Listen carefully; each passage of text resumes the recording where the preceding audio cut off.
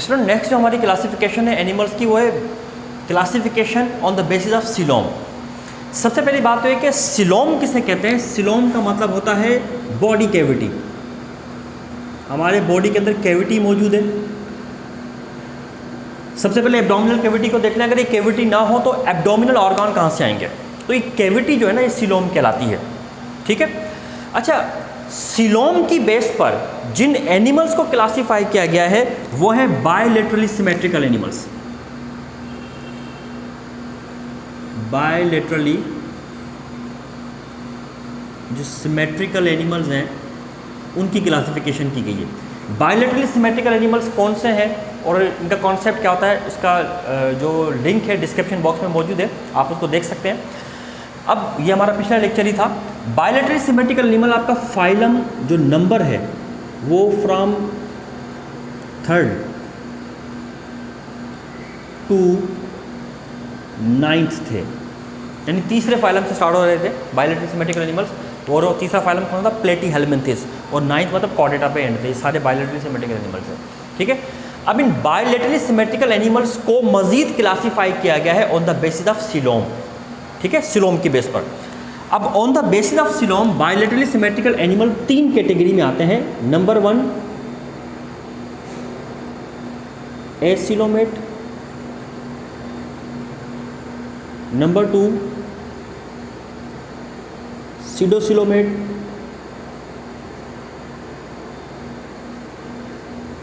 Number 3 coelomate. ठीक है। अब सबसे पहले क्लासिफिकेशन और उसकी एग्जाम्पल समझने से पहले हम लोग ये समझते हैं कि सिलोम है क्या। इसलिए हमने अपने प्रीवियस लेक्चर में एक हमने लेक्चर पढ़ा था जर्म लेयर्स के हवाले से, classification based on tissue layer, यानी बायलेटरली टिश्यू लेयर की बेस पर हमने पढ़ा था। डिप्लोब्लास्ट और ट्रिप्लोब्लास्ट 2 टाइप के एनिमल है। इस लेक्चर का लिंक भी डिस्क्रिप्शन बॉक्स में मौजूद है। आप चाहें तो इस लेक्चर को पहले देख सकते हैं। इस लेक्चर को देखेंगे तो चीज़ प्रॉब्लम आपको मोस्ट प्रॉब्लली आपको समझ में आएगी।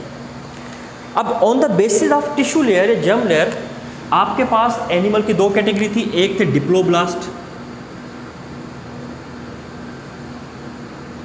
ठीक है, हैविंग 2 जर्म लेयर्स, एक्टो और एंडोड्रम। और दूसरे थे ट्रिप्लोब्लास्ट। ठीक है, इसमें 3 जर्म लेयर होती हैं। एक अपर लेयर होती है जिसको कहते हैं एक्टोड्रम, एक मिडिल होती है इसको कहते हैं मीजोड्रम, और एक इनर लेयर होती है जिसको कहते हैं एंडोड्रम। ये 3 टाइप की लेयर होती हैं। फिर हमने उस लेक्चर में ये डिस्कस किया था कि मीजोड्रम जो है इससे जाकर बाद में ऑर्गन्स वगैरह भी बनेंगे और काफ़ी सारी चीज़ें से बनती है। तो जिन एनिमल में मीजोड्रम होती है ना वो एनिमल ज़्यादा कॉम्प्लेक्स टाइप के होना शुरू हो जाते हैं। अच्छा, मीजोड्रम जहाँ इतनी सारी चीज़ें से डेवलप करती हैं वहाँ पे एक मोस्ट इंपॉर्टेंट चीज़ क्या होती है कि इन फ्यूचर आगे जाने के बाद मीजोड्रम की जो लेयर होती है वो स्प्लिट होकर एक कैविटी बना लेती है। और ये जो कैविटी होती है ये सिलोम कहलाती है। यानी मुख्तलिफ किस्म के स्टेप से गुजरने के बाद ये मीजोड्रम की लेयर इस तरह से होती है, ये स्प्लिट होने के बाद इस तरह से कैविटी बना लेती है। That cavity is called coelom. और इस कैविटी के अंदर ऑर्गन डेवलप करना शुरू कर देते हैं।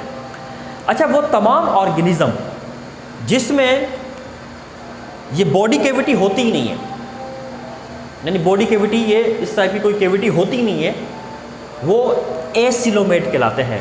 The animal without body cavity are called acoelomate. और इन एनिमल्स की जो एग्जाम्पल है वो है आपका फाइलम नंबर 3rd फाइलम जो आपका है वो उसकी एग्जाम्पल है। ठीक है। और एग्जाम्पल 3rd कैसे? 3rd में आता है प्लेटीहेल्मिन्थेस, फ्लैट वॉर्म। उन ये बिल्कुल रिबन शेप के होते हैं, जिस तरह रिबन आप यूज़ करते हैं ना, रिबन शेप के होते हैं बिल्कुल। और ये रिबन शेप के इस वजह से होते हैं, ये मोटे क्यों नहीं होते? क्योंकि बॉडी कैविटी इनके अंदर नहीं होती, ये बिल्कुल फ्लैट होते हैं।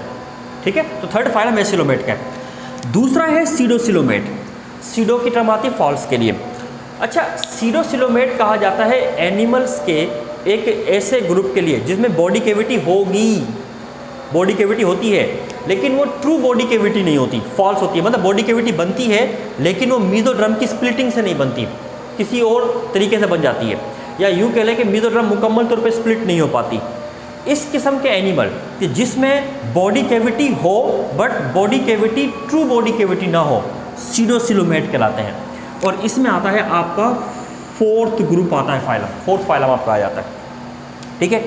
इसके बाद बाकी के रिमेनिंग 5, 6, 7, 8, 9, 10 आते हैं सीलोमेट में। The animal having true body cavity, और ट्रू बॉडी कैविटी क्या होती है, जो कि मीजोड्रम की स्प्लिटिंग से बनती है, यानी जिसमें मीजोड्रम जो होती है ना वो स्प्लिट होकर फिर बॉडी कैविटी को बनाती है। मिसाल के तौर पर मीजोड्रम है, फ्यूचर में जाने के बाद ये मीजोड्रम स्प्लिट हो जाए 2 लेयर्स में, यानी ऐसे करके और यूँ करके ऐसे 2 लेयर में स्प्लिट हो जाए, ये जो कैविटी बन गई this is called body cavity. और जिस एनिमल में बॉडी कैविटी इस तरीके से मतलब मीजोड्रम की स्प्लिटिंग से बनती है वो सीलोमेट्स कहलाते हैं।